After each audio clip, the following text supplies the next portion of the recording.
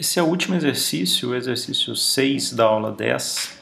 Ele é um pouquinho mais complicado, então eu já fiz ele aqui para eu somente explicar para vocês, ao invés de fazer, e poderia demorar muito tempo. Bem, escreva um programa semelhante aos anteriores, mas que retorne e imprima um vetor contendo apenas os elementos únicos, sem a utilização de uma função específica que é a unique, que dá os elementos únicos já. Bem, semelhante aos anteriores, no sentido de que é para o usuário ficar entrando vários valores e quando ele quiser parar, ele digita um valor negativo. Ele vai digitando vários positivos. Em uma hora ele quer parar, ele entra com valor negativo. Então, essa parte está sendo feita aqui, ó. Tirando essa linha aqui, essa linha 8, o restante é necessário para o usuário entrar com vários valores no vetor, preencher o vetor e quando ele não quiser mais preencher, ele digita um valor menor do que 0, porque aí essa condição não é satisfeita e ele sai do loop. O que o programa está pedindo no fundo? Para imprimir apenas os valores únicos. Quer dizer que se ele entrar com dois valores repetidos, não é para retornar um valor repetido, só aqueles que são únicos, aqueles valores únicos. Então, existe uma função para isso chamada unique, mas a gente não pode usar essa função, tá aí, tá lá na aula 10, pode olhar. O que é para fazer? Com o vetor preenchido, né, depois dessa parte aqui que o vetor já existe, percorra seus elementos, fazer um loop, né, que vai percorrer todos esses elementos, inserindo os elementos únicos em um novo vetor. Então, eu vou ter que identificar se aquele elemento é único. Como é que eu vou fazer isso? Eu vou ver se ele já está no vetor de saída, que no fundo foi o V2 que eu criei aqui, ó. Então o que eu fiz aqui? Eu criei o V2 para que ele pudesse existir num primeiro momento. Ele está vazio. Se eu quisesse colocar valores nele, eu colocaria aqui, ó, separados por vírgula, por exemplo. Mas eu não quero, eu preciso dele vazio. Ele é a saída, ele vai ser preenchido pelo meu programa, não pelo programador que vai colocar valores aqui dentro. Então, para descobrir se um elemento já está inserido no vetor, nós vamos usar a função find, que está aqui embaixo. Então, a ideia é a seguinte, eu estou percorrendo o vetor de entrada e pego cada valor e pesquiso se ele já existe no vetor 2. O vetor 2 foi criado aqui inicializado com nada. Se ele já existir no vetor 2, eu não tenho que fazer nada, porque eu não quero copiar elementos repetidos. Agora, se ele não estiver lá, o que eu faço? Eu então insiro esse elemento nesse vetor. Então o vetor de saída vai passar a ter aquele elemento do vetor de entrada, porque ele é único. Então, para a gente fazer, nós vamos precisar dessa função find. Basicamente, olha, ela retorna um vetor com as posições de cada elemento que foi encontrado. Então, por exemplo, o encontrados 1 vai conter as posições de todos os elementos de V que forem maior do que 50. São 60, o 70 e o 80, que estão nas posições 1, veja o resultado aqui, ó, nas posições 1, 60, 9, o 70 e 10, o 80.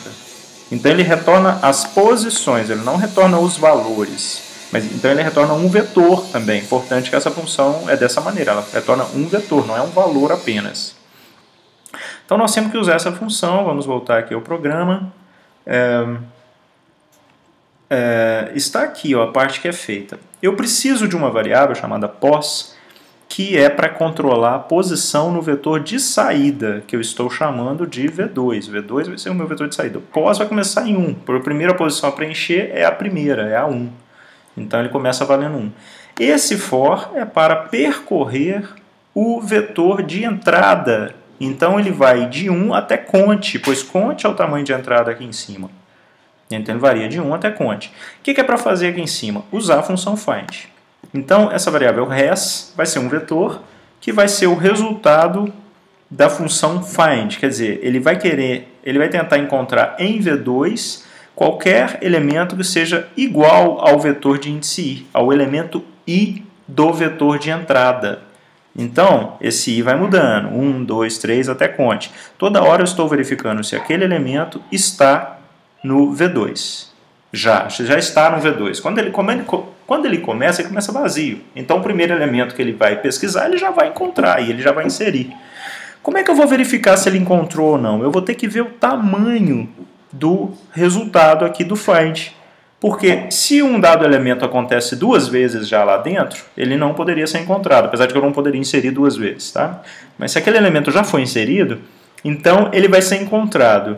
E aí o tamanho do res não seria 0, seria 1, porque ele já teria sido encontrado. A função size, ela retorna o tamanho de um vetor. Então, se o tamanho do vetor res for igual a 0, significa que o find aqui de cima não encontrou nada, porque o res, que é o vetor de saída, o vetor resultante do find, está vazio, está com tamanho 0. Então ele não encontrou. Se não encontrou, é para fazer o quê? Inserir. Então o V2, que é o de saída, na posição pós, que é a posição que eu estou controlando aqui, começa com 1, vai receber o vetor de índice I, vai receber o elemento que eu estava verificando se ele já existe, que é o vetor de índice I. Ele vai fazer isso, vai rodar esse for aqui para todos os elementos. O detalhe é que o pós agora precisa ser incrementado, porque já que eu inseri um elemento numa dada posição, eu tenho que incrementar para inserir o próximo na outra posição. Esse é o programa, está explicado, podemos fazer uma execução dele para testar. Está aqui, entre com o valor. Vamos lá, 1, 2, 3, 4, 5, 6, 7. Aí eu vou entrar com 1 de novo, com 2, com 4, com um elemento novo, 9, com outro repetido, que é o 5, e vou finalizar, menos 4, por exemplo. Ele está imprimindo aqui, eu dei um disp no final, não falei, mas no final tem um disp. Então ele está imprimindo aqui todos os elementos únicos. 1, o 2, o 3, o 4, o 5, o 6, o 7 e o 9 são os elementos únicos que foram informados aqui. Ó. Os que se repetiram estão? Não, não estão, eles não se repetem. Eu só tenho os elementos únicos. O 1 aconteceu 2 vezes, o 2 aconteceu 2 vezes, não se repetiram no vetor de saída. Toda hora, então, eu fui verificando se o resultado da função find, que estava em res, tinha o tamanho 0. Se tinha, é porque aquele elemento não existia no vetor de saída.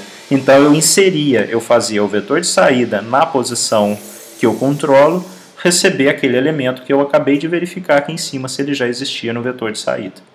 Percorri o vetor de saída, de entrada, aliás, completo, fazendo a mesma coisa, de forma que todos os elementos foram checados. Se ele já existia no vetor de saída, ele não era inserido, porque ele não passava nessa condição. Então, esse foi o último exercício da aula 10.